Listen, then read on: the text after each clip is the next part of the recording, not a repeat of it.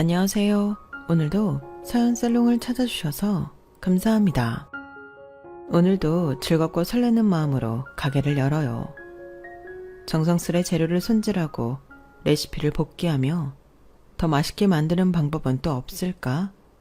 두뇌 회로를 풀가동해요. 직원들과 매일 소통하고 이곳에 오셔서 맛있게 식사하실 손님들을 상상하며 하루를 시작해요. 이것이 제 일상이자 행복이에요.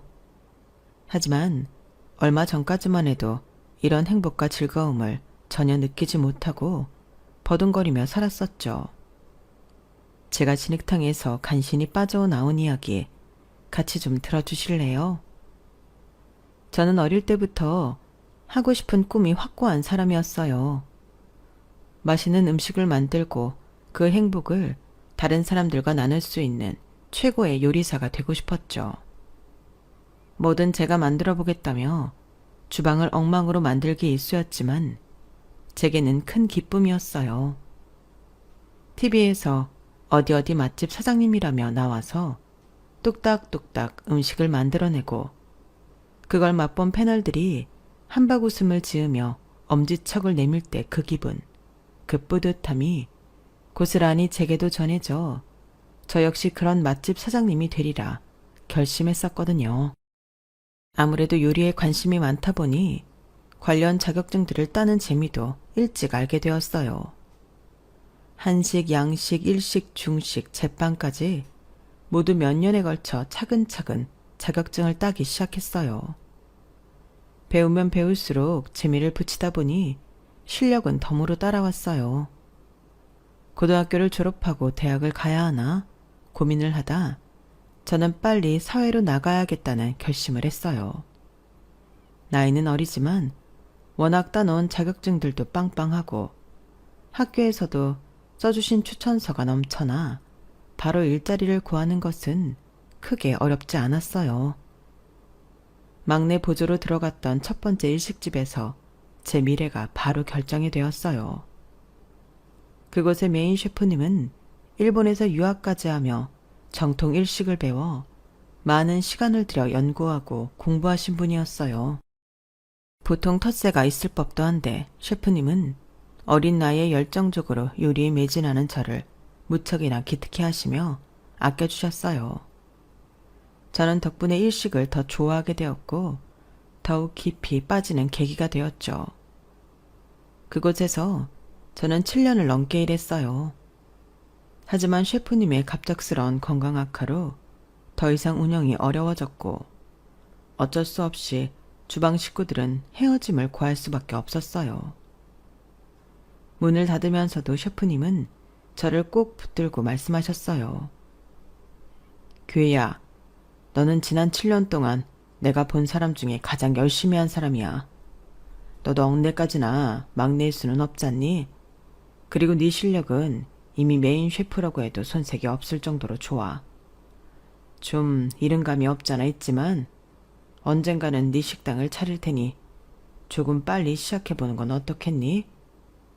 결과가 좋던 나쁘던 빨리 경험을 해보면 너같이 똑똑한 애는 더 많이 배우고 성장할 것 같거든.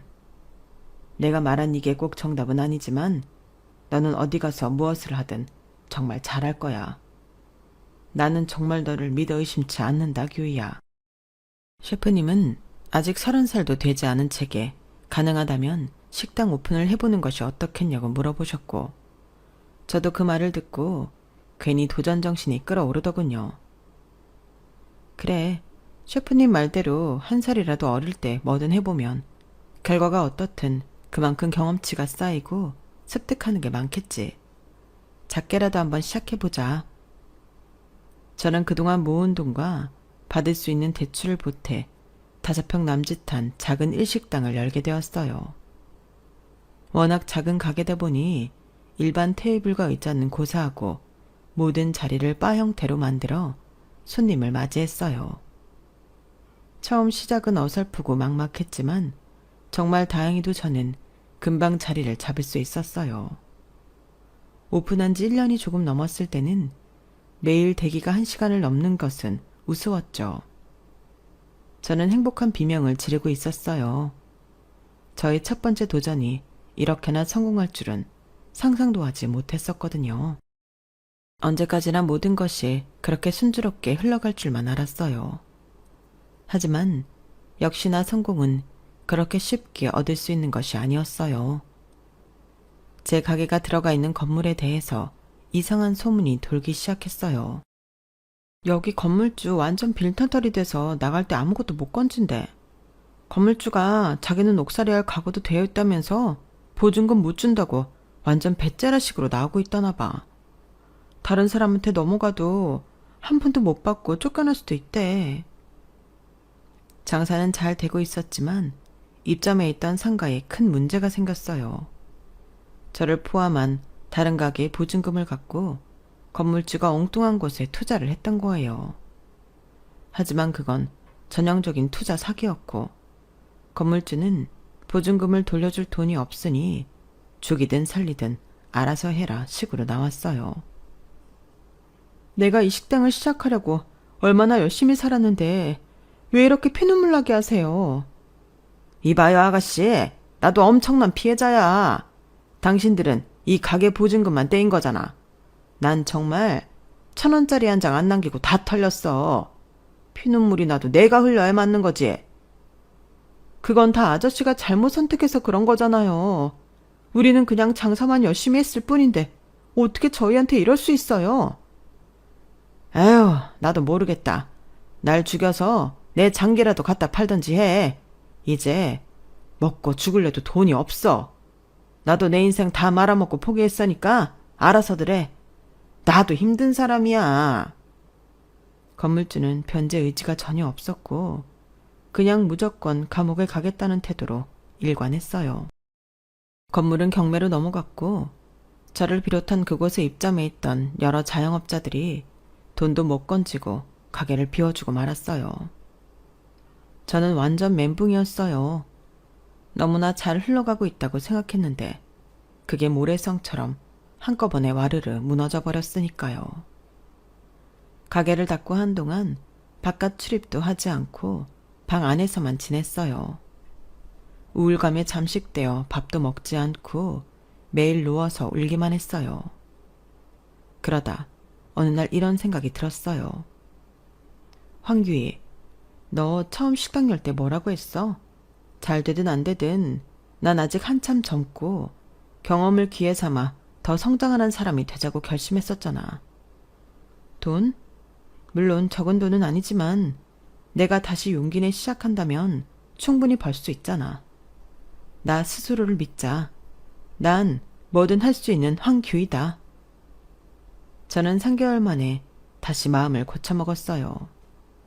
아직 창창한 20대이고 고작 첫 번째 도전이었을 뿐인데 문제없이 잘 되는 게 더 이상한 거다 라고 생각했죠. 저는 굳은 일부터 다시 시작했어요. 겸사겸사 초심으로 돌아가 저를 다잡을 수 있는 계기가 되는 것 같더군요. 평소 맛있기로 소문이 자자했던 일식집에 무작정 이력서를 들고 찾아가 사정을 얘기했어요.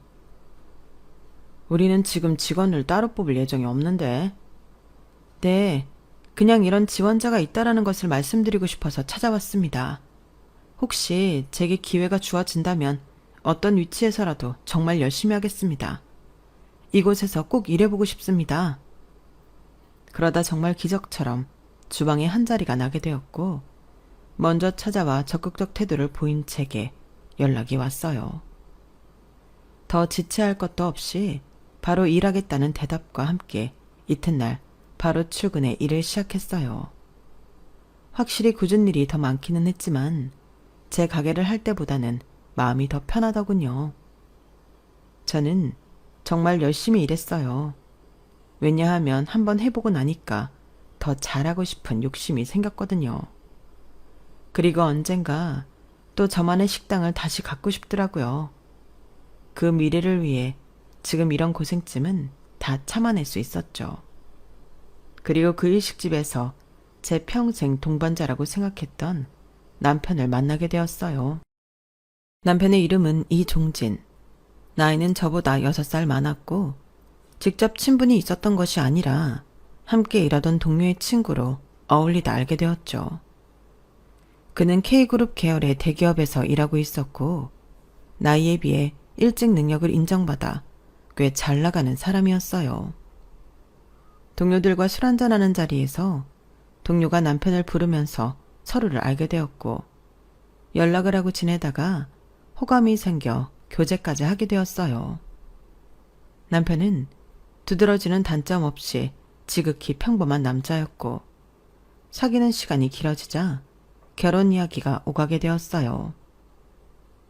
나는 너보다 6살이 더 많다 보니 집에서도 그렇고 결혼 압박이 아예 없는 것은 아니야. 우리도 만난 시간이 적지 않고 서로 잘 맞다고 생각해. 너에게는 부담이 될 수 있지만 너와 결혼해서 가정을 꾸리고 싶어.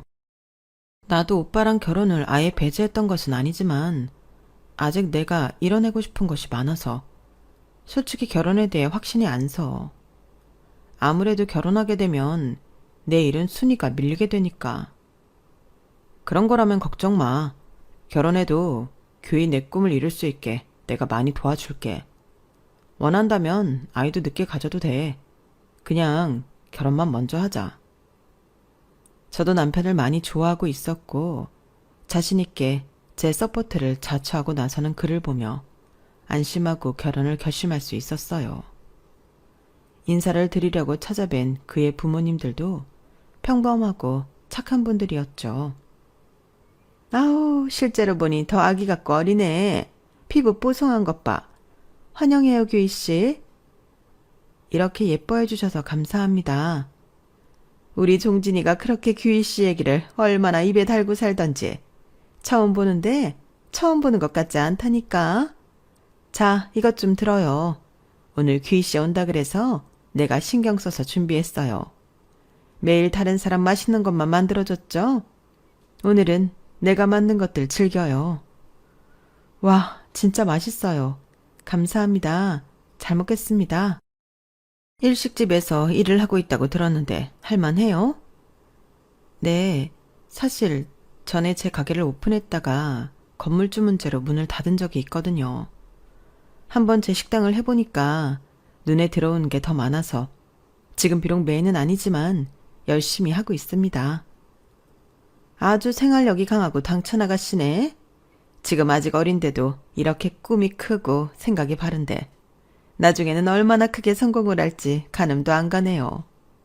우리 종진이가 사람을 아주 참 잘 만났다 싶어요. 시부모는 딱히 내세울 것 없는 저를 예뻐해 주셨고 부모 사랑을 깊이 받고 자라지 못한 저 역시 너무 감사하고 마음이 따뜻해지더군요. 그렇게 큰 장벽 없이 남편과 저는 결혼을 했고 시댁에서 크게 멀지 않은 곳에 신혼집을 구해 살았어요. 제가 아무래도 저녁 늦게까지 일을 하다 보니 남편의 저녁 식사를 챙겨주지 못할 때가 많았는데 그 점에 대해서 시모는 오히려 저를 다독이며 말했어요. 귀 너는 종진이 걱정 말고 내일만 열심히 하렴. 나도 요리하는 거 좋아하고 또 맛있게 만들잖니.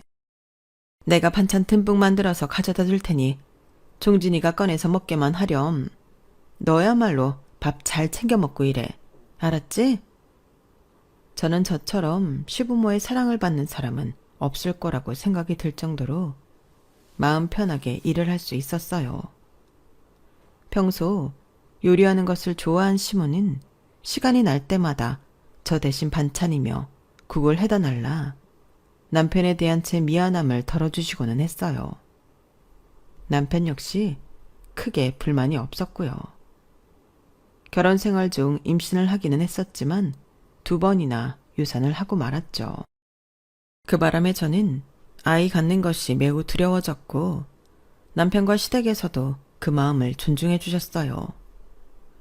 그래, 유산도 애 낳는 거랑 똑같다고 하던데 귀인이가 얼마나 무서웠겠니. 우리는 괜찮으니까 네 몸이랑 마음이 다 준비되었을 때 천천히 아이 갖도록 해. 이해해 주셔서 감사합니다. 남편의 식사까지 다 챙겨주면서 아이까지 너무 무리해서 갖지 말라고 하는 시부모가 제게는 친부모님보다 더 가족같이 느껴졌어요. 정말 결혼을 잘했다는 생각이 매일같이 들더군요. 그렇게 잘 지내다 결혼을 하고 5년쯤 되었을 때 제게 절호의 기회가 한 번 더 다가왔어요. 함께 일하던 친구가 같이 식당을 열자며 제안을 해왔던 거예요. 귀희야, 너랑 같이 하면 난 뭐든 성공할 것 같아. 이번에 여기 식당 그만하고 나가서 우리 거 차려보자. 지혜야, 나 예전에 한 번 가게를 열어봤잖아. 실패도 했었고. 그때 마음을 고쳐잡고 여기 막내로 다시 들어왔을 때 언젠가 다시 내 가게를 꼭 열겠다고 다짐했었거든. 그런데 막상 그렇게 한다고 생각하니까 떨리기보다 두려움이 많이 앞서네. 실패했던 경험이 좋은 걸음이 될 줄 알았는데 나도 모르게 약간 트라우마로 자리 잡았나 봐. 그럴 수 있지. 더군다나 네 잘못도 아니고 건물주 때문에 그만할 수밖에 없었다며. 그런데 걱정하지 마. 땡땡동에 우리 삼촌이 작은 건물을 가지고 있는데 월세도 다른 곳보다 훨씬 저렴하게 주실 수 있다고 하니 우리 한번 시작해보자. 난 정말 너랑 같이 하고 싶어. 친구는 저를 끊임없이 설득했어요. 자신감이 두려움으로 변했던 저 역시 친구의 말에 다시 한번 용기를 내기로 했죠. 친구 삼촌의 건물이 있는 땡땡동은 집에서 차로 20분 정도면 갈 수 있는 꽤 가까운 곳이었어요. 동업을 제안한 친구 역시 출퇴근이 용이한 아주 좋은 조건이었죠. 그 삼촌분은 조카가 가게를 내고 싶다고 하니 무료나 다름없는 월세만 내고 본인 건물에 들어와 해보라고 하신 거예요. 과거 월세와 보증금으로 돈을 떼인 경험이 있는 제게 무엇보다 안전하고 확실한 것이 중요했는데 이 부분에 대해서는 걱정할 것이 없게 되었죠. 저는 남편과 시부모님 앞에서 이 일에 대해 이야기를 했어요. 그래서 그 친구랑 작게 다시 시작해볼까 해요. 어머, 너무 잘 됐다. 그래. 남 밑에서 언제까지 음식할 거야? 내 이름 걸고 내 장사하는 거랑은 완전히 다르지. 그리고 건물주가 아는 사람이라 월세도 적다면서 아주 잘 됐어. 그러게, 우리 며느리가 이제 사장 되는 건가? 나도 퇴직금으로 식당이나 차려볼까? 다행히 시댁과 남편은 제 결정에 대해 응원을 해주는 분위기였어요. 언제나처럼 훈훈하고 따뜻한 말을 서로에게 전하면서 헤어졌어요. 하지만 그날 나눈 대화가 이 모든 불화의 화근이 되고 말았어요. 사실 시부는 몇십 년 동안 한 자동차 부품 회사에서 몸담고 있었고 바로 정년을 코앞에 둔 상황이었어요. 요즘은 100세 시대인데 은퇴 후 어떻게 살 것인지에 대한 고민이 많은 시기이기도 했죠. 소일거리라도 해서 일정 수입을 벌고 싶어한 시부는 저희 가게 오픈 소식을 접하고 농담처럼 던지기는 했지만 퇴직금을 털어 가게라도 하나 차려볼까를 생각했던 거예요. 어느 날 시댁에서 식사를 하고 있을 때였어요. 그날따라 시부와 시모가 유독 반짝이는 눈으로 저를 쳐다보며 말했어요. 얘 규희야, 넌 전에 한번 해봤다면서 장사하는 거 어떠니? 장사요? 뭐 힘들긴 힘들죠.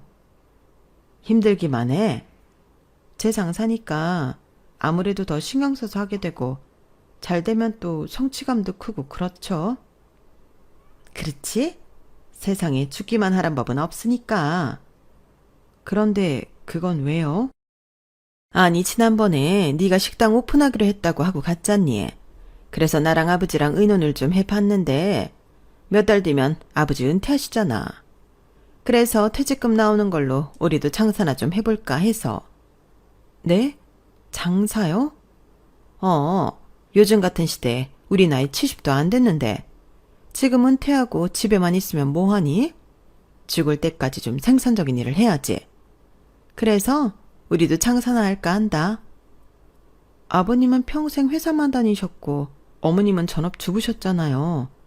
갑자기 장사를 한다고 하면 많이 어렵지 않을까요? 그런데 무슨 가게를 하시려고요? 뭐 먹는 장사가 그래도 접근이 쉽지 않겠니? 치킨집도 괜찮고 그 뭐더라? 마라탕? 요즘 애들 그거 많이 먹는다며. 그건 시작만 하면 돈방석 깔고 왔는데. 그게 말이에요, 어머님, 아버님. 의도는 참 좋은데 제 생각에는 좀 더 심사숙고하시고 결정하셨으면 좋겠어요. 음식 장사가 문턱이 제일 낮다고 생각하시지만 사실 그게 아니에요. 지금 식당 하는 자영업자가 제일 많잖아요. 그 중에서 살아남아야 하는데 몇 번이나 식당을 했다가 다른 사람들도 많이 어려워하거든요. 그런데 하물며 종목도 확실히 아직 안 정하셨고 이런 쪽은 한 번도 경험해보시지 않은 두 분이 덥석 달려들었다가 많이 힘들어하실까봐 걱정돼요. 예, 너도 알다시피 내 요리 솜씨가 좀 괜찮니? 이 나이 되니까 레시피 필요 없이 뭐 넣으면 되겠구나 하고 금방 뚝딱하고 만들어낸다니까? 음식 장사가 요리 솜씨만 있으면 되지 뭐가 더 필요하겠어. 우리 두 노인네 아직 어디 한 군데 아픈 곳 없고 건강하잖아. 장사 뭐 그까짓 거 그렇게 어려우면 길거리에 그렇게 식당이 빽빽하게 있겠어? 너무 어렵게 생각할 필요 없을 것 같아. 하지만 그 퇴직금 두 분 노후 자금이신 거잖아요. 조금 더 안전한 곳으로 하시는 게. 얘가 오늘따라 왜 이렇게 부정적으로 나와? 넌 우리가 아직 시작도 안 했는데 뭐든 그렇게 망할 생각부터 하는 거니? 아니요, 어머님, 아버님. 제 말은 그게 아니라 정말 걱정도 되고 신중하게 고민하셔서 결정하셔야 된다는. 예, 너 장사 한번 해봤다고 우리 두 사람 무시하는 거니? 장사는 뭐 너 같은 사람만 하라는 법이라도 있어? 저는 식당을 오픈하는 것에 대해 별 어려움 없이 너무 쉽게 돈을 벌 수 있다고 생각하는 시부모를 정말 말리고 싶었어요. 아버님 동창 중에 한 분도 평생 은행에서만 일하다 은퇴하고 퇴직금으로 샤브샤브집인가? 그거 차렸다는데 세상에 사람들이 줄 서서 기다렸다 먹는다더라. 은행에서 10년 일하고 번 돈보다 1년 잠깐 반짝한 게 더 많대. 세상에 마음 먹고 덤비면 못할 일이 뭐가 있니? 그리고 우리 집엔 네가 있잖아. 뭐가 걱정이야? 저요? 그래. 너도 식당 할 건데 모르는 거 있으면 너한테 물어봐서 하면 되지 뭐. 규희 네가 아직 어려서 모르나 본데 사는 게 어렵긴 하지만 또 그렇게 팍팍하지만은 않아. 우리가 너보다 벌써 몇십 년을 더 살아봤잖니. 모든 일을 그렇게 걱정부터 하고 지레 컵부터 먹고 하면 될 일도 안 되는 거야. 밀고 나갈 때는 밀고 나가야지. 응? 안 그러니? 시부모님이 결정을 다 내렸더군요. 실행력이 좋은 건지 신중함이 부족한 건지 모르겠지만 시부모는 다음 날부터 바로 식당을 할 자리를 알아보고 다니기 시작했어요.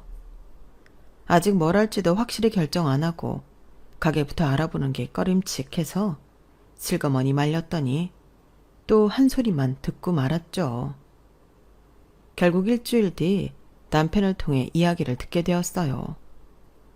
엄마랑 아빠 가게 계약했대. 벌써? 잘 알아보신 거 맞는 거지? 뭐 연륜이 있는데 잘 알아보고 하셨겠지. 치킨집보다 마라탕으로 마음이 기우신 것 같더라고. 뭐? 마라탕? 난 좀 불안한데. 귀 너는 뭐가 맨날 그렇게 불안하냐? 어련히 알아서 잘하시려고.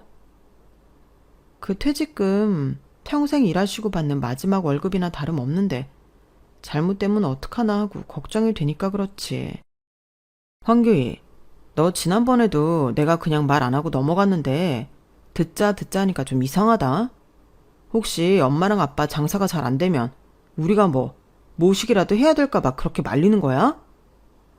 오빠, 무슨 말을 그렇게 해. 난 그런 생각 추호도 한 적 없어. 내가 그동안 어머님 아버님한테 받은 게 얼마인데.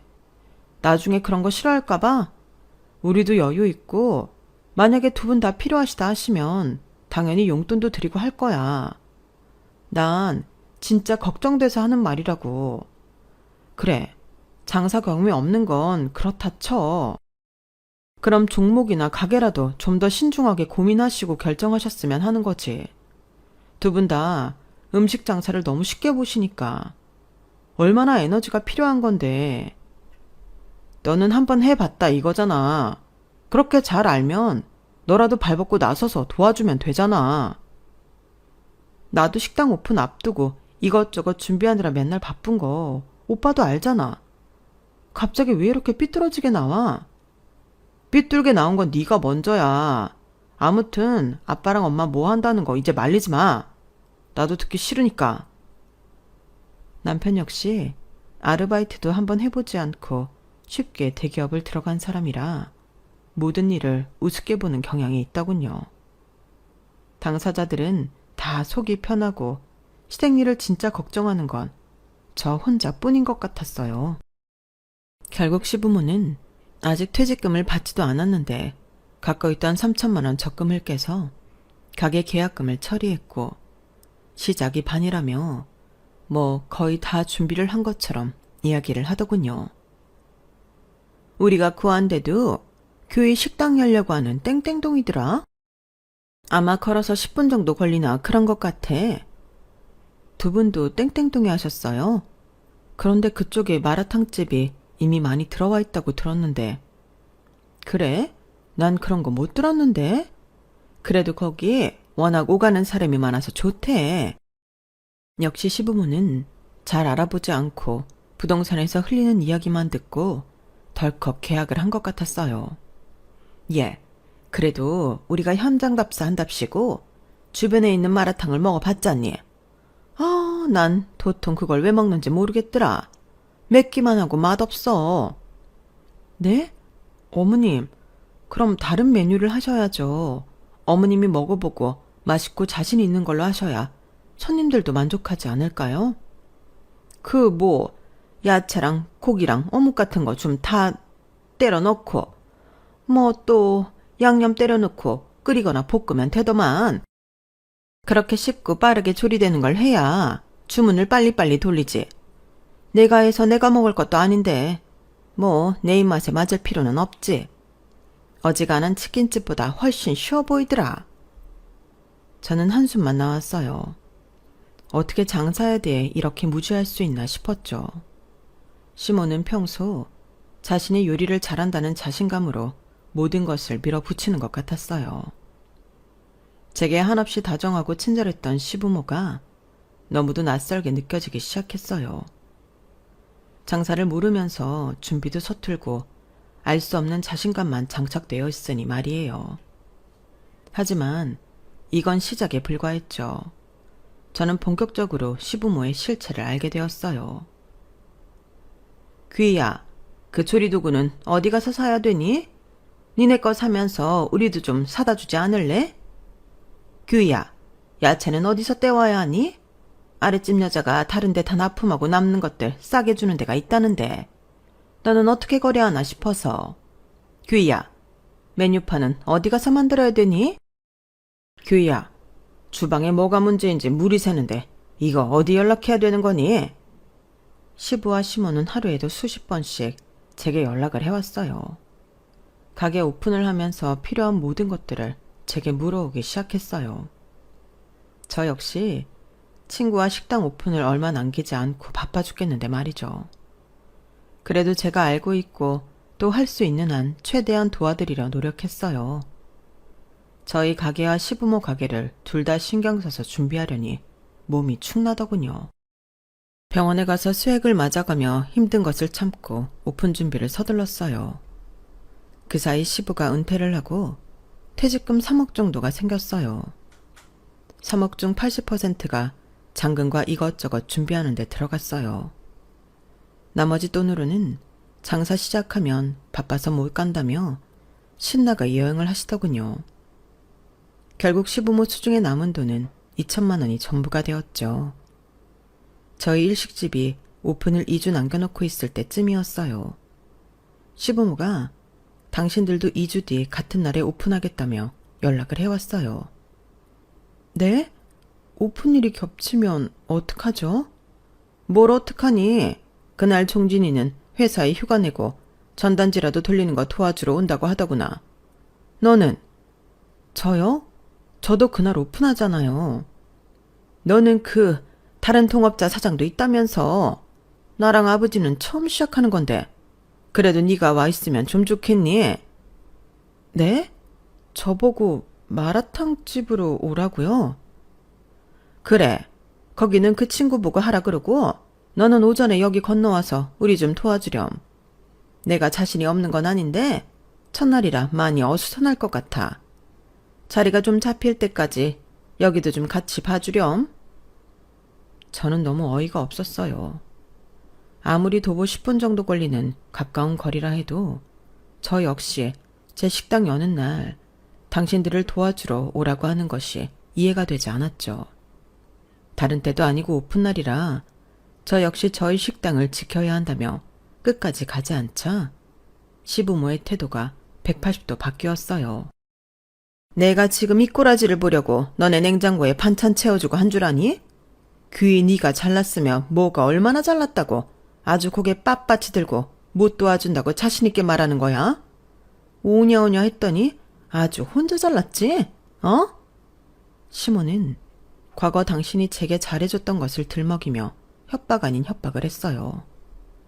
저는 결국 마음이 약해져 제 식당을 하면서도 시부모가 필요할 때 도와주러 가고는 했어요. 이러다 보니 저절로 동업하는 친구의 볼멘 소리가 나오기 시작했고 저는 매일 사과만 할 뿐이었죠. 규희야, 너희 시부모 일인 건 알겠는데 손님 많아지는 시간에 이렇게 자리 비우는 건 좀 그렇지 않니? 오늘도 자리는 있는데 일손이 부족해서 돌아간 팀이 몇 팀인 줄 알아? 미안해 나정아. 내가 다음부턴 그런 일 없게 할게. 시부모의 호출이 잦아질수록 친구와도 사이가 어려워지는 것을 느낄 수 있었어요. 저는 아무래도 이제는 단호한 조치가 필요할 것 같아 시부모의 연락이 와도 제 가게를 지켜야겠다 생각했죠. 어김없이 그날도 전화가 울렸어요. 규희야, 지금 여기로 좀 와보렴. 어머님, 곧 있으면 저녁 장사 시작해야 돼서 지금 한창 바쁜 타임이에요. 무슨 일 때문에 그러세요? 아니 우리도 배달하는 어플 거기에 들어가고 싶은데 어떻게 해야 하나 싶어서 그러지. 오픈한 지 얼마 안 됐는데 매장에 사람들이 별로 없어. 그래서 지인한테 물어봤더니 마라탕 같은 건 배달로 많이 시켜 먹는데 그거도 아직 신청 안 했냐며 오히려 핀잔을 주더구나. 우리도 그 핸드폰으로 올려서 전화 주문 받고 할 수 있게 좀 빨리 알아봐 주렴. 시부모는 머리부터 발끝까지 다 제 손길이 닿기를 주문했어요. 하지만 이번 일은 저도 쉽게 참을 수 없이 불편한 감정을 조용히 말씀드리기로 했죠. 어머님, 다름이 아니라 요즘 일식집이 점점 바빠지고 있어요. 제가 자꾸 자리를 비우니 동료 친구가 많이 힘들어하고요. 배달앱에 등록된 주변 식당이 있으면 좀 알아보셔서 문의를 해보시는 게 어떨까요? 아니면 종진 씨 퇴근하고 한번 알아봐 달라고 해보세요. 너 우리 같은 식구라고 생각 안 하니? 뭐 이런 것 좀 도와줬다고 그렇게 생색을 내면서 종진이한테까지 시킬래? 시키는 것이 아니고요. 제가 많이 힘에 부쳐서 그래요. 지금 여기 일식집에만 집중해도 모자랄 판인데 제가 너무 정신없이 하니 옆에 동료도 많이 힘들어하네요. 어머님이 좀 이해해 주세요. 하지만 그 착하고 순했던 시모와 시부는 제게 서운함을 전부 표현해내더군요. 어리고 야무진 애가 들어왔다고 좋아했더니 자기밖에 모르는 이기적인 애였네. 그런 줄도 모르고 예쁘다 예쁘다 해줬으니 우리가 바보지. 아무리 네가 바빠도 시부모님이 은퇴자금 탈탈 털어서 하는 건데 먼저 뭐 필요한 건 없는지 물어보지는 못할 망정. 뭐? 지금 일식집에 집중하기도 바빠? 그동안 우리가 너한테 얼마나 잘했니? 너 인간이 그러는 거 아니다. 그렇잖아도 이거 가게 열고 한 달 동안 손님도 많이 없어서 속이 썩어 문드러지려고 하는데 너까지 어쩜 그렇게 말을 밉게 하니? 결국은 시부모의 갈등이 남편과 제 싸움으로 번지게 되었어요. 황교희, 너 진짜 이럴 거야? 엄마 아빠가 잘 모르고 낯설어하면 도와줄 수도 있지. 그걸 생색내면서 거절까지 해? 너 진짜 못됐다. 그럼 오빠가 좀 도와주지. 나는 뭐 놀아? 나도 하루 종일 회사에서 일하고 지친 몸으로 오는 건데. 그럼 나야말로 놀아? 나 지금 진짜 몸이 10개라도 모자라. 친구한테 면목도 없어 죽겠고. 같이 오픈했는데 지금 그 친구가 혼자 짊어지고 가는 분위기라고. 지금 친구가 먼저라 이거야? 그 말이 아니잖아. 거기랑 마라탕집이 무슨 먼 거리도 아니고 필요하면 잠깐씩 가서 봐주면 될 것 같고 무슨 하루 종일 죽치고 있는 것처럼 말해. 잠깐 이 10번이면 뭔데? 옆 가게가 아니라 걸어서 10분을 가야 한다고. 그게 아니더라도 나도 장사하는데 오라가라 하는 것도 정도가 있지. 이건 정말 너무하잖아. 그래서 나도 이제 좀 힘들 것 같다. 이렇게 말씀드리니까 바로 날 나쁜 년으로 몰아가시고.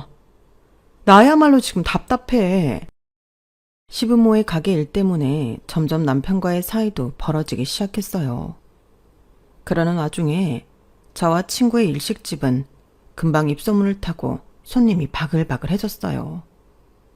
한번 실패한 경험을 토대로 정말 이를 갈며 준비했더니 작은 문제도 쉽게 해결할 수 있겠더라고요. 게다가 동업자 친구와 끊임없이 메뉴 개발과 연구를 했더니 손님들의 칭찬이 이어졌죠. 너무 기쁜 일이었지만 한편으로는 마음이 아주 무거웠어요. 시부모 가게가 가장 큰 문제로 남아 있었으니까요. 그 이후로 남편과도 서먹해지고 말았어요. 3개월 그리고 6개월이 흘렀고 저희 일식집은 손님들이 들끓었어요. 맛에 만족한 손님들이 SNS에도 자발적 홍보를 해주면서 더 많은 사람들이 찾아왔죠. 반면 시부모의 야심찬 마라탕 가게는 계속해서 하향세를 걷고 있었어요. 재료도 신선도를 떠나 싸고 양 많은 것만 고집했고 양념도 시중에 파는 것으로 해서 특별히 맛있다는 생각이 들지 않았어요. 게다가 두 분이서만 다 하시려고 하다 보니 손길이 미치지 못해 불만을 토로하는 손님들이 많아지기 시작했죠. 뭔가 크게 잘못되고 있었어요. 중간중간 시부모가 역시나 저를 아무 때나 호출하는 바람에 그 계기로 사이가 더 멀어지고 어색해지게 되었어요. 식당을 오픈하고 1년이 막 지나려는 참에 큰일이 생기고 말았어요. 아침에 출근을 하려고 보니 식당 유리문과 창이 온통 깨져 있고 화분도 다 뽑혀 있었죠. 식당 안에는 큰 돌들이 여기저기 있었고 테이블과 의자에도 상처가 크게 난 것들이 있었어요. 저는 너무 놀라 CCTV를 돌려보았고 그걸 본 후 더 놀라서 아무 말도 할 수가 없었어요. 가게를 이렇게 만든 범인은 바로 시부와 시모였던 거예요. 혹시 누가 알아볼까? 전부 검은 옷으로 풀착장한 2명이 새벽 3시쯤 가게를 엉망진창으로 만들어 놓는 것이 고스란히 다 찍혀 있었죠. 누가 봐도 시부와 시모의 체온과 움직임이었어요. 너무 숨이 막히고 울분이 차올라 몸이 부들부들 떨렸어요. 당장 시부모에게 달려갔어요. 뭐 하시는 거예요? 네? 왜 저희 가게 그렇게 난장판으로 만드셨어요? 무슨 소리야? 나는 뭔 소린지 도통 모르겠다. 뻔뻔한 두 사람은 예상했듯이 오리발부터 내밀더군요. 이 CCTV 좀 보세요. 검은 옷이랑 모자, 마스크로 두 분이 가려질 것 같으세요? 누가 봐도 어머님 아버님이에요. 도대체 무슨 짓을 하신 거예요? 그러니까 말이다. 네가 진작에 좀 잘했으면 우리가 이렇게까지 했겠니? 네? 무슨 말씀이세요? 너 혼자 잘났다고 아주 우리 부탁은 귓등으로 듣는 척도 안 하더니만 니네 식당 그렇게 사람들이 바글바글 한다면서 지금 우리 가게 봐라. 손님 앉아있는 테이블이 하나라도 있는지. 시부모는 이렇게 고생을 하고 있는데 지는 뭐가 좋은지 희희낙낙하고. 제가 이 마라탕집 하라고 두 분 떠밀었어요? 그런 거 아니잖아요. 전 오히려 신중하시라고 말렸잖아요. 하겠다고 고집해온 건 두 분이에요? 제가 뭘 그렇게 잘못했나요? 상황이 이러면 우리 가게를 우선시해줘야 하는 거 아니냐? 넌 종진이 아내고 우리 며느리잖아. 도무지 너한테는 가족애가 하나도 느껴지지가 않으니? 그리고 마라탕이 이렇게 안 되는 거였으면 그때 더 적극적으로 말렸어야지. 네? 애초에 제 말 들은 채도 안 하신 거 두 분이랑 오빠예요. 이제 와서 장사 안 되니까 저한테 화풀이 하시고 그것도 모자라 가게를 테러해요? 처음에 많이 제가 도와드렸잖아요. 그럼 사소한 건 좀 스스로 하시려는 노력을 해야지. A부터 Z까지 빠짐없이 저를 괴롭혀가면서 연 가게잖아요. 그럼 두 분이 더 잘하셨어야죠. 얘 좀 봐, 얘 좀 봐. 지금도 지가 잘났다고 아주 주둥이 나불대는 것 좀 봐. 우리 장사 망한 건 다 너 때문이야. 저는 화가 난다기보다 넋이 나가 있었어요. 이 모든 잘못 돌아가는 상황을 제게 뒤집어 씌우려고 하는 것이 보였죠. 저는 더 이상 참을 수 없었어요. 저는 얼마 뒤 남편에게 이혼 서류를 건넸어요. 야, 황교희 대단하네. 지 식당 좀 굴러간다고 이거부터 내미네. 그동안 너한테 시간 쓴 나랑 우리 부모님이 불쌍해 죽겠다. 아주. 끝까지 정말 이기적이네. 어머님, 아버님 잘못은 정말 손톱만큼도 없다고 생각하는 거지? 두 분 다 순수하게 노후 준비하시라고 시작한 장사라고. 그런데 뭘 잘못하셨다는 거야? 아직도 모르는 거야? 오빠도 이렇게 나오다니. 그러니까 내가 귀에 피가 나도록 말했잖아. 장사, 특히 음식 장사, 정말 많은 에너지가 필요하고 힘들다고. 내가 목에 핏줄 세워가며 얘기할 때 오빠가 뭐라고 그랬어? 어? 아무도 내 말에 귀 안 기울이더니 지금 와서 뭐가 어떠고 어째? 나야말로 복장 터지네. 결국 저희는 좋은 결말을 맞이하지는 못했어요. 영원한 내 반려자라고 생각했던 오빠는 무조건 시댁편에 서버리며 저와 갈라서고 말았거든요. 정말 답답한 건 저였어요. 그렇게 몇 번이나 말리고 말렸는데 안 듣다가 이제 와서 저를 몰아세우다뇨.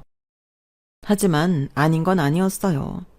저는 깔끔하게 남편과 헤어지기로 마음먹고 이혼 서류에 도장까지 다 찍었죠. 이혼을 하고 저는 그제서야 제 식당에 매진할 수 있게 되었어요. 3개월 뒤 저는 시부모의 마라탕집이 문을 닫았다는 것을 알게 되었어요. 당시 일부 마라탕 가게의 비양심적 위생행동으로 말이 많아졌고 간신히 배달에 의존하던 시부모들은 그마저도 어렵게 되어 버렸던 거예요. 본인이 장사가 안 되니 못된 심보로 주변 다른 마라탕집에 리뷰 테러까지 일삼았고 결국 고발 처리까지 되었다고 해요. 일이 마무리된 이후에는 억 단위로 들어간 그곳을 급하게 폐업하고 주변 상인들의 눈치까지 보며 먼 곳으로 이사를 갔다고 하더군요.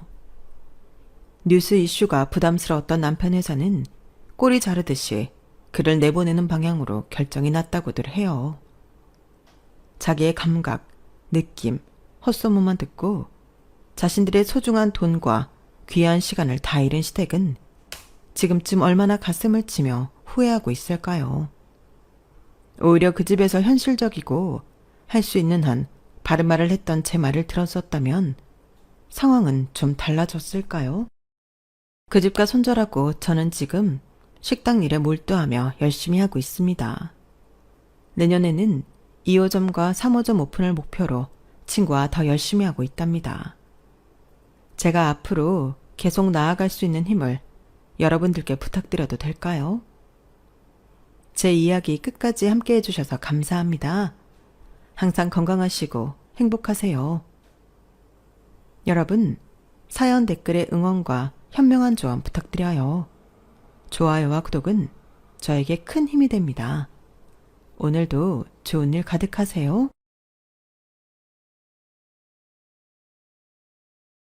안녕하세요. 오늘도 사연 살롱을 찾아주셔서 감사합니다.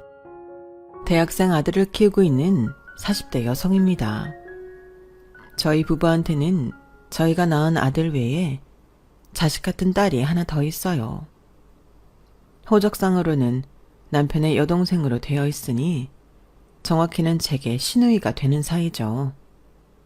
그런데 사실 시누이와 남편은 피 한 방울 안 섞인 남남이에요. 그런데도 저희 시부모님 때부터 저희 부부에 이르기까지 25년 가까이 가족으로 지내고 있습니다. 몇 년 전엔 시누이가 급성 백혈병으로 골수 이식을 받게 되었는데요. 아이러니하게도 절망적인 그 순간에 기적 같은 일이 일어났지 뭡니까? 사실 그동안 저희 부부가 대가를 바라고 어린 시누이를 맡아 키웠던 건 아니었지만 결과적으로는 은혜 갚은 까치덕을 보게 되었네요. 곳곳에서 흉흉한 소식만 들리는 각박한 세상이지만 그래도 아직 세상엔 인정이 남아있다는 걸 여러분께도 알려드리고자 이렇게 사연을 보냅니다. 저와 남편은 같은 고등학교를 다녔어요. 남편이 저보다 2학년 선배였거든요. 고3이던 남편과 고1이던 제가 처음 만난 장소는 다름 아닌 학교 도서관이었어요. 고등학교에 입학을 하면서 타 지역에서 이사를 왔던 저는 아직 친구를 사귀지 못해서 점심시간이 끝나면 학교 도서관에서 혼자 시간을 보내곤 했는데 거기에 남편이 있더라고요. 매일 같은 시간에 같은 장소에서 마주친 우리는 비록 말 한마디 섞어보지는 못했지만 은연중에 서로를 의식하게 되었어요. 고1과 고3은 교실층이 달라서 자주 만날 일이 없었지만 등하굣길이나 운동장, 매점 같은 곳에서 가끔 마주치게 되었는데 그럴 때마다 저도 모르게 남편 쪽으로 시선이 가더라고요. 그건 남편도 마찬가지였죠. 그런데 인연이 되려니 그랬을까요? 하루는 수업을 마치고 집에 가려는데 우리 학교 날라리들이 저를 부르는 거예요. 그렇게 영문도 모르고 쓰레기 소각장까지 끌려가게 되었죠. 다짜고짜 있는 돈을 다 내놓으라고 윽박지르는데 머릿속에서 5만 가지 생각이 들었어요. 여기서 소리를 지르면 누가 도와주기는 할까? 교실까지는 너무 멀어서 죽어라 도망친다고 해도 금방 잡힐 텐데 어쩌지? 이러지도 저러지도 못하고 우물쭈물 하는데 날라리 중 한 명이 제 어깨를 툭 치며 욕설을 퍼부었어요. 그리고는 본격적으로 주먹을 휘두르는 찰나 머리에서 뭔가가 툭 떨어지는 거예요. 책이었어요. 책 옆면에 십진 분류표에 따른 번호 표기가 되어 있는 걸로 봐서는 도서관 책인 것 같았어요. 고개를 들어 책이 떨어진 곳을 올려다봤더니 남편이 창밖으로 고개를 내밀고 있더라고요. 그리고는 날라리들을 향해 말했어요. 니들 지금 정다은한테 삥 뜯는 거냐? 그 말에 날라리들은 순식간에 흩어져 도망을 쳤고 저는 그 자리에 멍하니 서 있었어요. 방금 벌어진 상황에 놀라서 그런 게 아니라 남편이 제 이름을 알고 있다는 사실에 놀라서였죠. 그러자 남편이 걱정스런 표정으로 그러는 거예요. 정다은, 괜찮아? 너 혹시 쟤들한테 맞은 거야? 잠깐만 기다려. 그리고는 몇 분도 안 돼 제가 있는 곳까지 달려왔더라고요. 평소 도서관에서 봤을 때는 세상 고민 혼자 짊어지고 있는 사람처럼 보였던 남편이 그날은 평범한 19살 청년의 모습이었어요.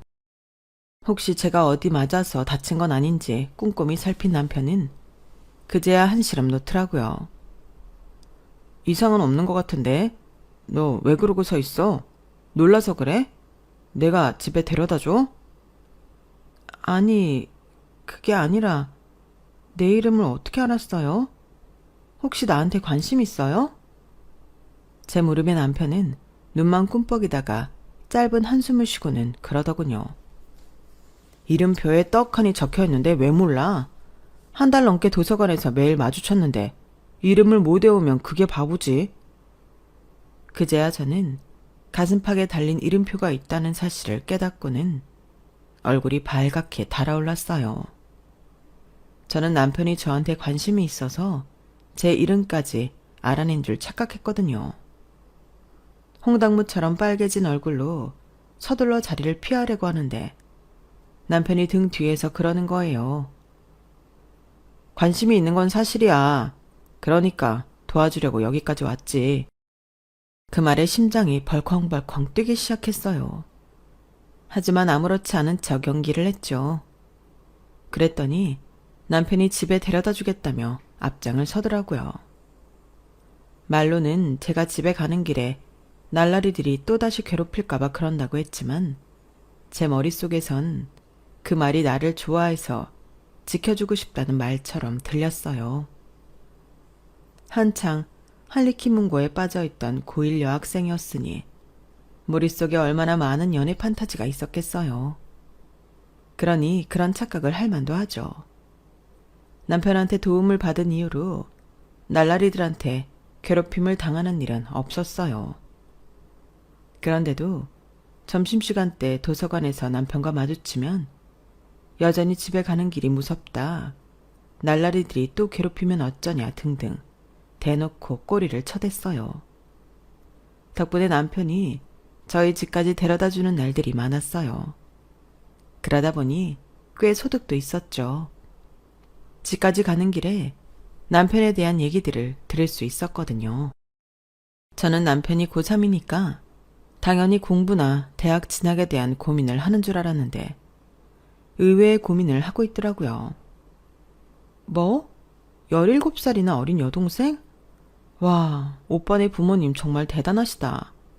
근데 그 동생 때문에 오빠가 고민할 일이 뭐야? 실은 그 애는 우리 엄마가 낳은 게 아니야. 내가 바보도 아니고 우리 엄마가 임신한 걸 못 알아봤겠어? 엄마가 배도 부른 적 없는데 하루아침에 내 동생이라고 젖먹이 아기를 데려온 거야. 엄마가 낳지 않았다면 아빠가 밖에서 낳아온 거밖에 더 돼. 그런데도 엄마는 아빠한테 화도 안 내고. 솔직히 내가 엄마라면 당장 아빠랑 이혼할 텐데 말이야.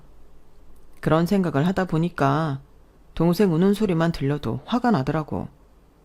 그런데 어떻게 그 애를 동생으로 받아들일 수가 있겠냐고. 공부 걱정만 해도 모자랄 판에 부모님 외도와 배다른 동생 고민까지 하게 된 남편이 안쓰럽기만 했어요. 하지만 제가 어떻게 해줄 도리가 없었죠. 그저 고민을 들어주는 것 밖에는요. 그런데 불과 일주일 전까지만 해도 세상 고민 혼자 다 떠안고 살던 남편이 갑자기 확 밝아진 거예요. 형이 그러는데 우리 집 막내 말이야. 아빠가 밖에서 나온 게 아니라 입양을 한 거래. 형이랑 누나는 진작 알고 있었더라고. 아, 난 그런 줄도 모르고 엄청 걱정했잖아. 다시 웃음을 찾은 남편은 그제야 미뤄뒀던 성적 걱정과 대입 걱정을 하기 시작했어요. 다행히 성적이 상위권에 있던 사람이라 정신을 차리고 달려드니 금방 원래 자기 성적으로 돌아가더라고요. 이듬해 남편은 원하던 대학에 합격했고 그와 동시에 저는 부모님을 졸라 남편을 제 과외 선생으로 불러들였어요. 너 예체능과인데 굳이 나한테 영수 과외를 받겠다고? 차라리 그 시간에 수능이나 실기 점수를 올리는 게 나을 것 같은데. 오빠, 예체능이라고 지금 무시하는 거야? 문과나 이과만큼은 아니지만 예체능도 성적이 중요하단 말이야. 어차피 대학에 입학하기 전까지 아르바이트 할 생각이었다며. 과외보다 더 좋은 알바자리가 어딨냐? 그러니까 과외해줘. 남편 말대로 저는 미대 진학을 목표로 하는 예체능과라서 내신 성적보다는 수능이나 실기에 중점을 두는 게 맞았어요. 하지만 어떻게든 남편과의 관계를 이어가려고 고집을 피운 거였죠. 그렇게 시작된 과외는 창피한 나날의 연속이었어요. 어떻게 하면 남편과 사귈 수 있을까? 음흉한 꿍꿍이를 가진 저와는 달리 남편은 정말 공부만 가르쳤거든요. 저의 형편없는 영수 실력을 고스란히 까발린 채 진행되는 수업 때문에 연애는 개뿔, 죽어라 영어 단어를 외우고 수학 공식을 외우기에 바빴죠. 그렇게 남편의 졸업식을 앞둔 2월 어느 날, 남편이 과외 시간이 됐는데도 오지를 않더라고요. 남편네 집에도 전화를 해보고 삐삐도 여러 번 쳤는데도 말이죠. 결국 그날 남편은 저희 집에 오지 않았어요. 집이라도 알면 찾아갔을 텐데 어디 사는지를 모르니 그럴 수도 없었죠. 과외를 펑크 내고 며칠 뒤 남편이 초췌한 얼굴로 저를 찾아왔더라고요.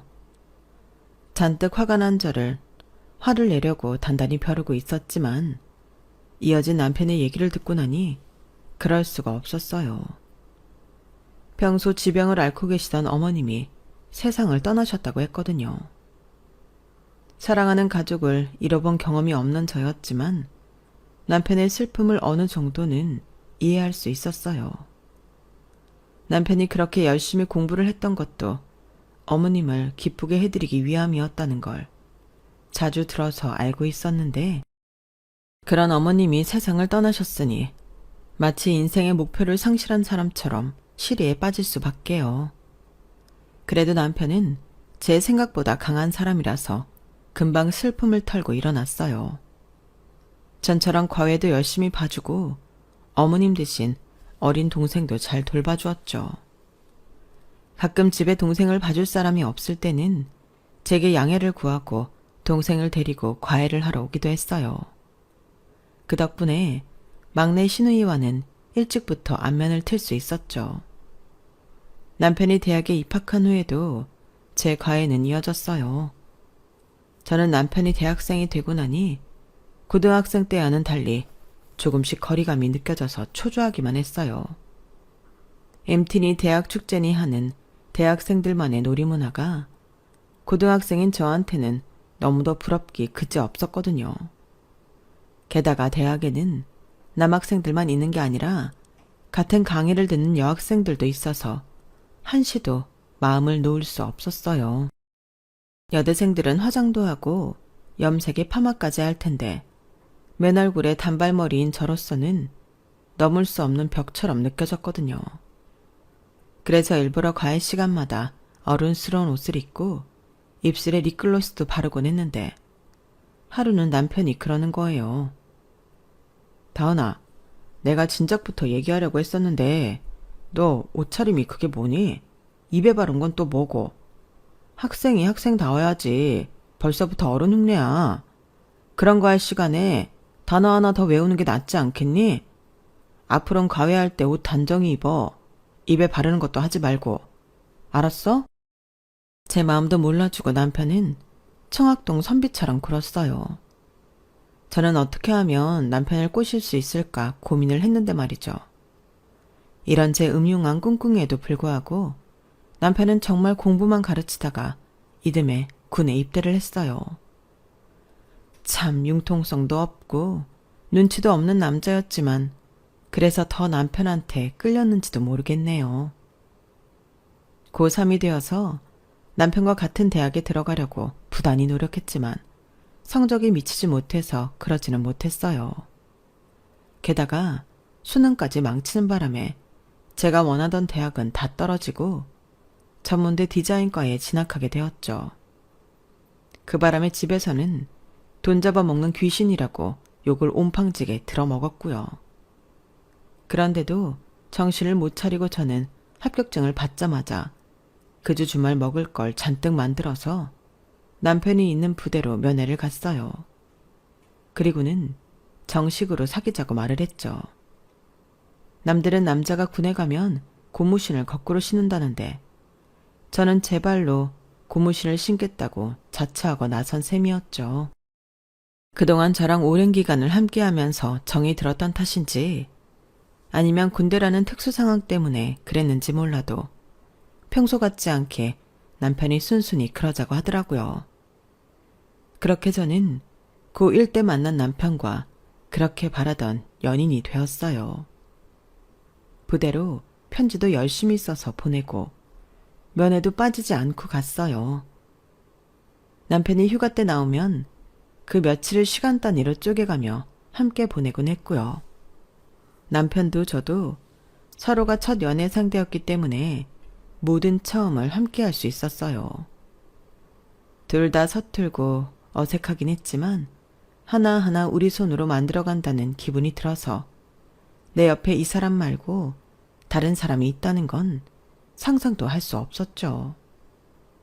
전문대를 졸업하고 광고회사에 웹 디자이너로 취직한 저는 남편보다 먼저 사회생활을 시작했어요. 비록 나이는 2살 어렸지만 사회생활을 먼저 해서 그런가 제 눈에는 남편이 어리게만 보이더라고요. 데이트할 때도 사회인답게 신용카드로 계산을 해보이면서 얼마나 놀렸나 몰라요.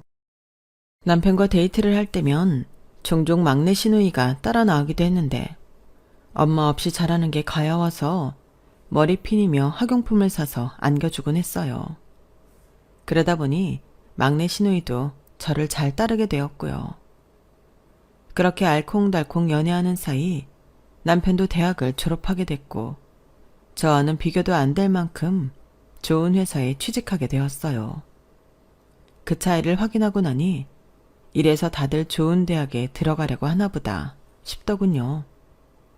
둘 다 번듯한 직장도 있고 결혼을 생각해야 할 나이가 되자 은근히 프로포즈를 기대하게 되었어요. 같이 놀던 친구들이 하나둘 결혼을 해서 더 조급함을 느꼈는지도 모르겠네요.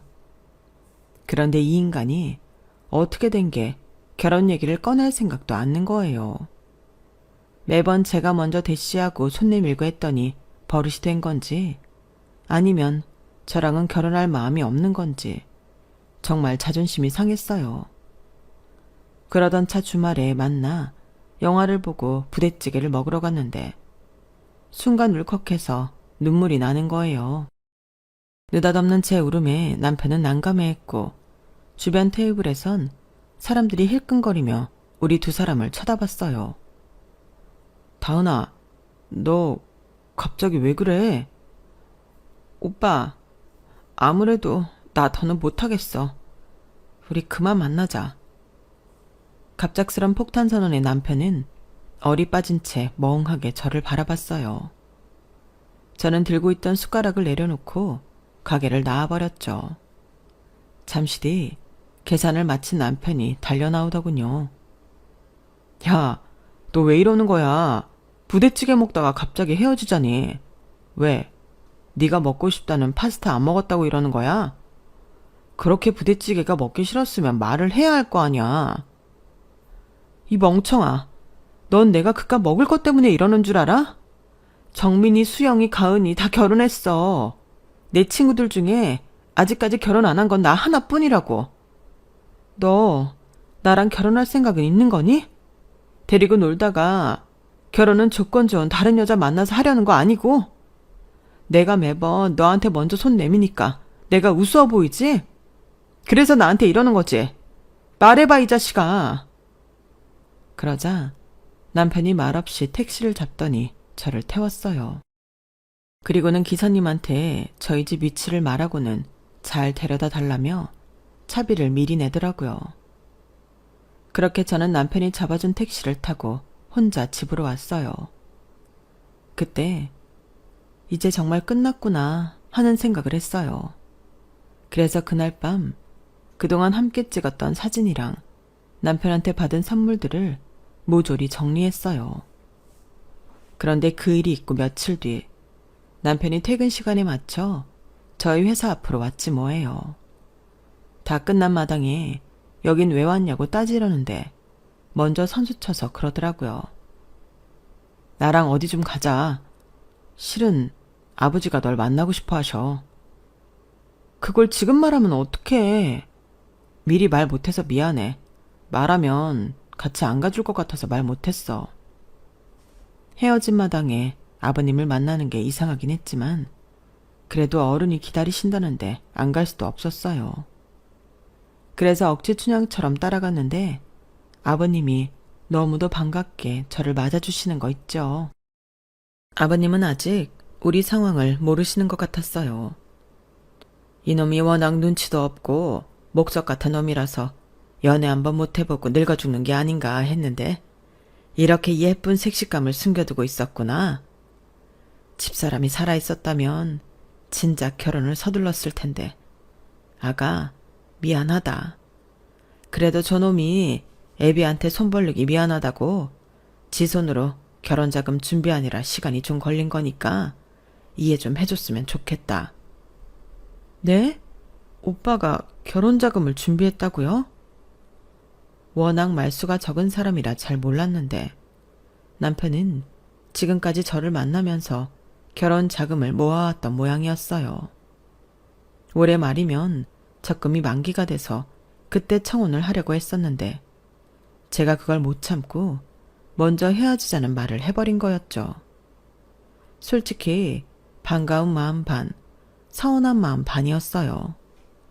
아니, 그렇게 중요한 일을 미리 언지를 좀 주면 어디 덧나나요? 꼭 사람 가지고 노는 것도 아니고 진을 다 빼놓고 감동을 주면 저만 이상한 사람처럼 보이잖아요. 살짝 열받기는 했지만 그래도 아버님이 달래주셔서 헤어지자는 말은 그 자리에서 쏙 들어가 버리고 말았어요. 그렇게 우여곡절 끝에 결혼하게 된 우리는 시댁 근처에 신혼집을 얻었어요. 아무래도 어린 시누이가 있어서 챙겨줘야 할 것들이 많았거든요. 아주버님 내에도 그렇고 시누이들도 그렇고 막내 시누이한테는 전혀 신경을 쓰지 않아서 보기 안쓰러워 내린 결정이었죠. 사춘기에 접어든 시누이는 또래들보다 체구가 작았어요. 남편 말로는 어릴 때부터 몸이 좀 약해서 잔병 치레를 많이 했다고 하더군요. 그래도 워낙 어릴 때부터 저랑 보고 자라 그런가 다른 식구들보다 저를 잘 따랐어요. 그러다 보니 시누이 학교에 갈 일이 생기면 아버님 대신 제가 가는 일이 많았어요. 시누이는 글 쓰는 재능이 있어서 교내외 백일장에서 크고 작은 상들을 많이 타오곤 했어요. 그래서 진작부터 대학 진로를 문예창작가로 잡았더라고요. 같은 예체능이라서 그런지 몰라도 어떤 면에선 남편보다도 시누이랑 말도 잘 통하고 생각도 비슷한 면이 많았어요. 그러던 어느 날이었어요. 아버님이 지인들과 약주를 한잔 하셨는지 술 냄새를 풍기시며 저희 집에 찾아오셨더라고요. 점퍼 속에 붕어빵을 한 봉지 넣고서 말이죠. 막내 며느리 주려고 산 건데 식을까봐 꼭 끌어안고 오셨다며 봉지를 건네시는데 순간 울컥하더라고요. 꿀물을 타드리려고 잠깐 앉아 계시라고 했는데 아버님이 한숨을 푹 쉬시면서 그러시는 거예요. 아가, 만약에 말이다. 혹시라도 내가 세상을 뜨게 되면 우리 유영이를 너희가 좀 맡아줄 수 있겠니?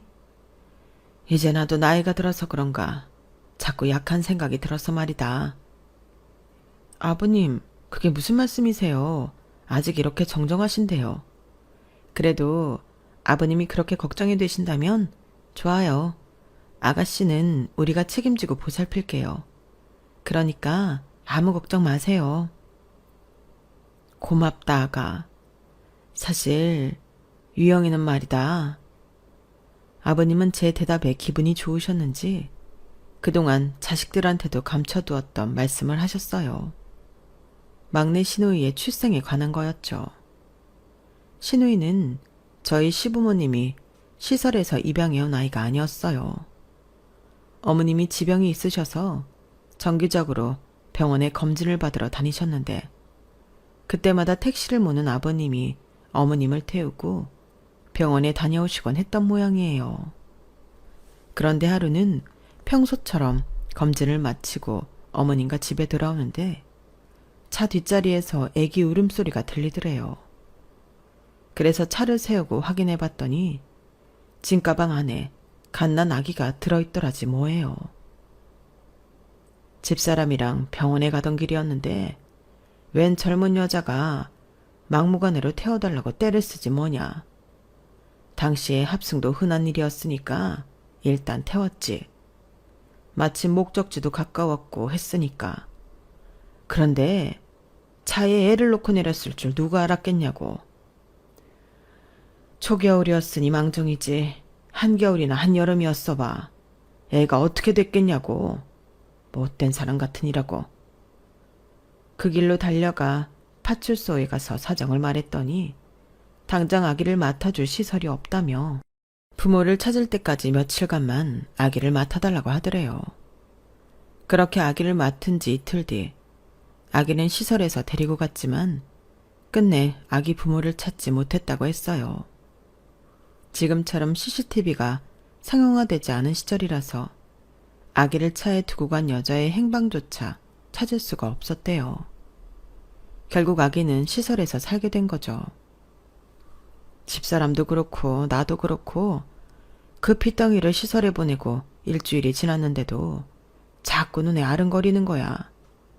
셋을 키우나 넷을 키우나 상에 숟가락 하나 더 올리는 건데 그냥 우리가 키우자 싶었지. 그래서 입양을 하게 됐다. 아기를 처음 집에 데리고 온 날은 하필 남편이 수학여행을 떠난 기간이라서 남편은 그런 내막을 알지 못한 채 입양을 한 뒤에야 아기를 만나게 됐던 거였어요. 그래서 혼자 하지 않아도 될 소가리도 했던 거고요. 그 어린 걸 위해 한 결정이었는데 지금에 와서는 우리가 욕심을 부린 게 아닌가 싶구나. 그때 우리가 데려오지 않았더라면 우리보다 더 좋은 부모를 만날 수도 있었잖니. 집사람이 그렇게 일찍 세상을 뜨지만 않았어도 그 어린 게 엄마 정도 못 받고 자라진 않았을 텐데 말이다. 그건 모르는 거죠. 혹시 알아요? 정말 이상한 양부모 만나서 험한 일 당하거나 파양됐을 수도 있잖아요. 그래도 아버님이랑 그이가 사랑 듬뿍 주고 키워주셔서 아가씨도 많이 고마워하고 있어요. 저한테도 그러던걸요. 자기는 아버님 딸이어서 너무 행복하다고요. 그러니까 괜한 마음 쓰지 마세요. 아버님은 제 말을 들으시곤 희미하게 미소를 지으셨어요. 그때는 몰랐죠.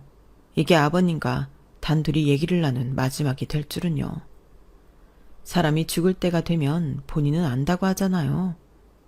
아버님은 저희 집에 방문하시고 며칠 뒤 심근경색으로 세상을 떠나셨어요. 그 바람에 남편은 졸지에 고아가 되고 말았어요. 그런데 문제는 그 이후였어요. 아버님이 나름대로 유언장을 남겨두셨는데 그걸 본 아주버님과 큰 시누이가 엄청 화가 난 거예요. 사실 유언장이라고는 해도 형식도 갖춰지지 않은 종이 메모에 불과했어요. 있는 사람들이야 유언장을 담당하는 변호사도 따로 있고 미리 공증도 받아놓고 마련이지만 일반 사람 중에 그런 사람들이 어디 있나요? 그래도 아버님은 나름대로 자신의 뜻을 밝히려고 달력 뒷장에 유언장을 남기셨던 거죠. 아버님의 유언장 내용은 이랬어요. 아버님 명의로 된 집을 저희 부부한테 남겨준다고요. 아마도 막내 시누이를 저희 부부한테 맡기기로 하셨기 때문에 그런 결정을 내리신 것 같았어요. 말도 안 돼. 장남인 내가 버젓이 살아있는데 왜 막내인 너한테 집을 줘? 난 이따위 유언장 인정 못해. 어머 오빠, 여기서 장남이 왜 나와? 요즘엔 딸들도 똑같이 유산 상속 받는다는 건 몰라? 암튼 나도 이 유언장에 동의 못한다는 거엔 동의해. 그냥 이 집 팔아서 3등분 해. 유산을 나누자는데도 저도 남편도 동의해요. 그런데 왜 4등분이 아니라 3등분인 거죠? 엄연히 막내 시누이 목도 있는데 말이죠. 남편이 그 점을 따져 물었더니 아주버님과 시누이 모두 한 목소리로 그러더군요. 쟤는 우리 핏줄이 아니잖아. 왜 우리 아빠 유산을 남의 집 자식한테 줘야 해? 안 그래 오빠? 당연히 안 되지. 그리고 이참에 쟤는 파양해버려. 괜히 법적으로 유산 나눠달라 소송이라도 걸지 누가 알아?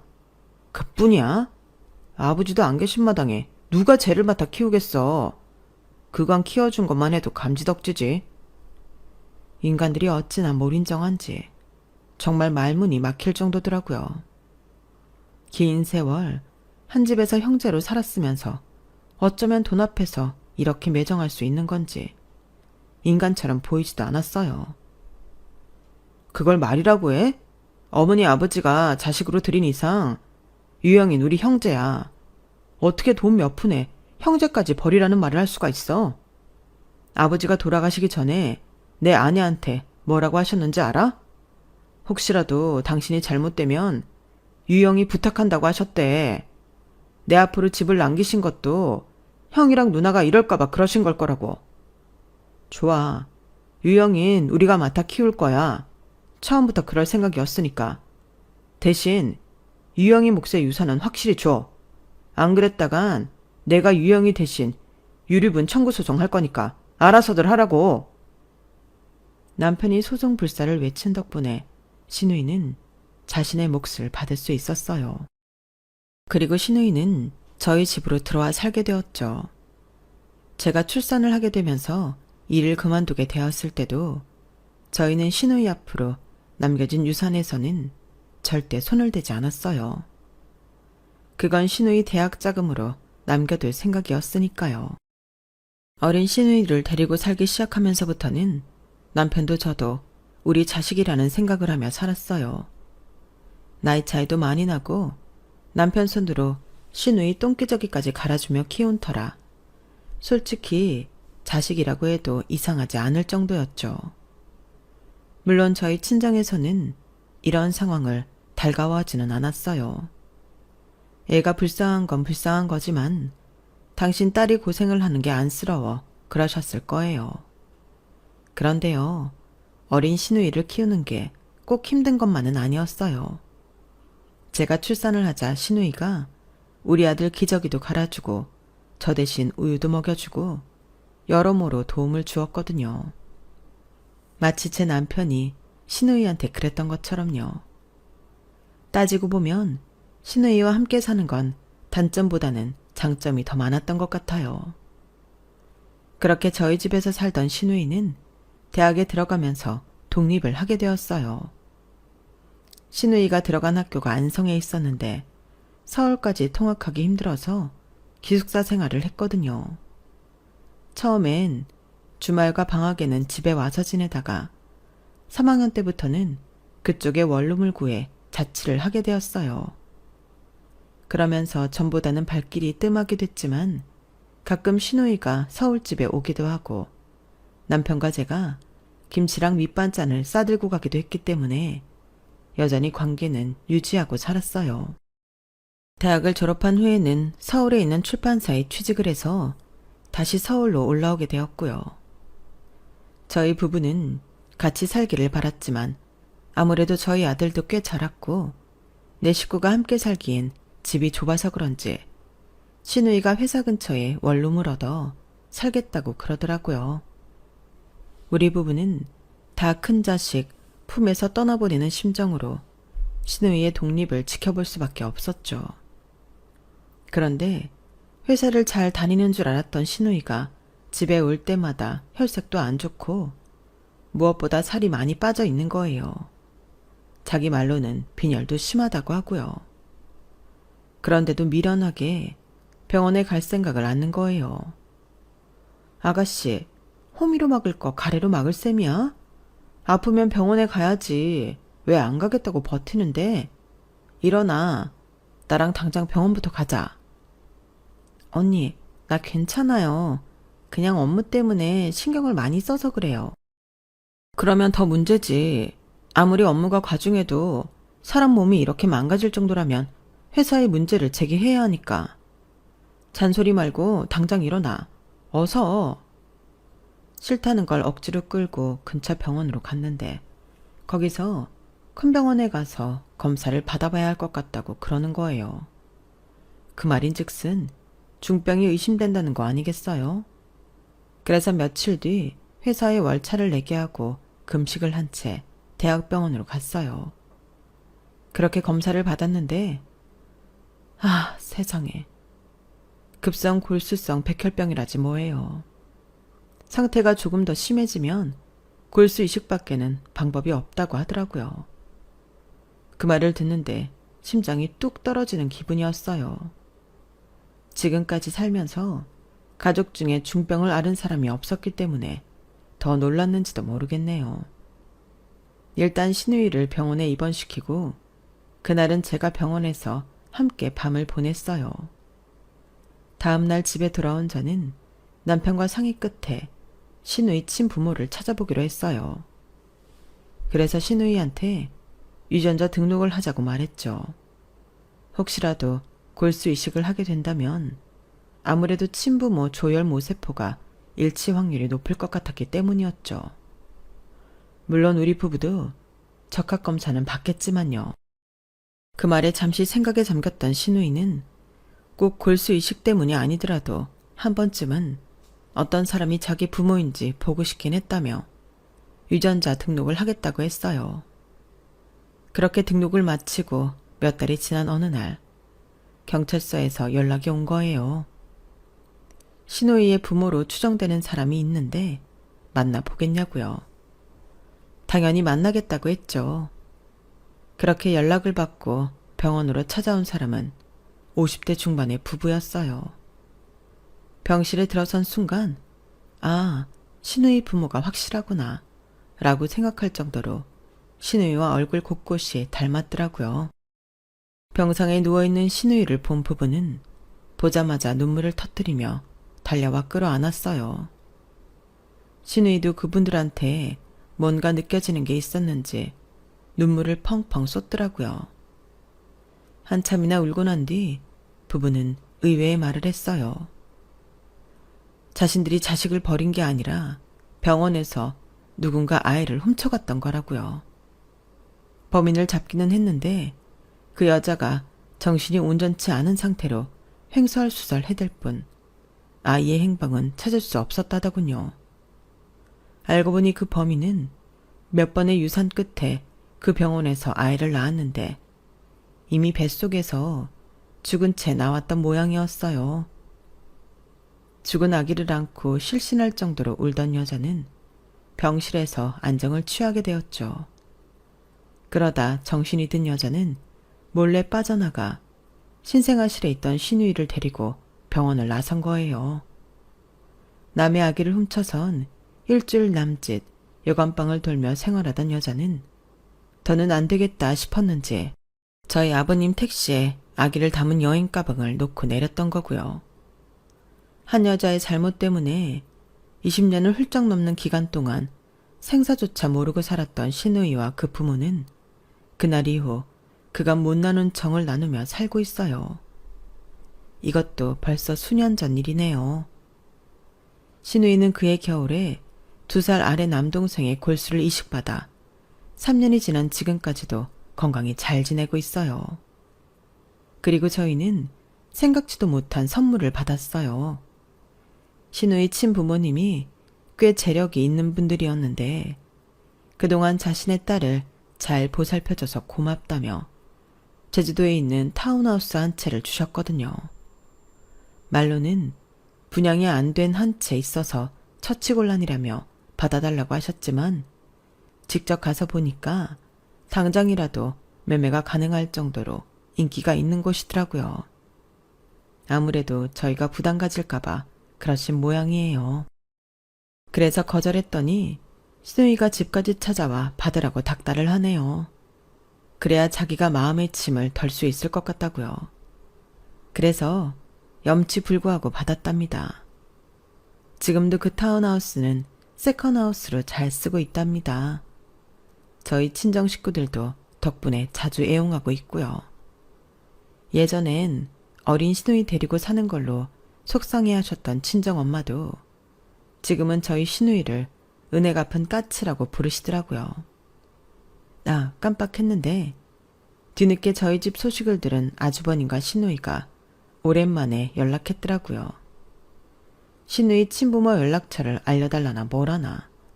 안 봐도 뻔하죠. 어떻게든 한몫 챙기려고 그러는 걸 누가 모르겠어요. 그래서 모른다고 딱 잡아댔답니다. 뭐 자기들이 연락처를 알아낸다고 해도 신우이가 그 사람들한테 당한 게 있는데 순순히 그 사람들 요구를 들어주겠어요? 어림도 없지. 그러게 심보 좀 곱게 쓸 일이지. 우리 부부가 대가를 바라고 신우이를 키웠던 건 아니었지만 결과적으로는 신우이 덕분에 분에 넘치는 호사를 누리게 된 셈이잖아요. 머리 검은 짐승은 거두는 게 아니라는 말이 있긴 하지만 세상엔 은혜 갚은 까치들도 많다는 증거가 아닐까 생각합니다. 지금까지 저희 집 얘기를 들어주셔서 감사합니다. 여러분의 가정에도 항상 안녕이 가득하길 바랍니다. 여러분, 차연 댓글에 응원과 현명한 조언 부탁드려요. 좋아요와 구독은 저에게 큰 힘이 됩니다. 오늘도 좋은 일 가득하세요.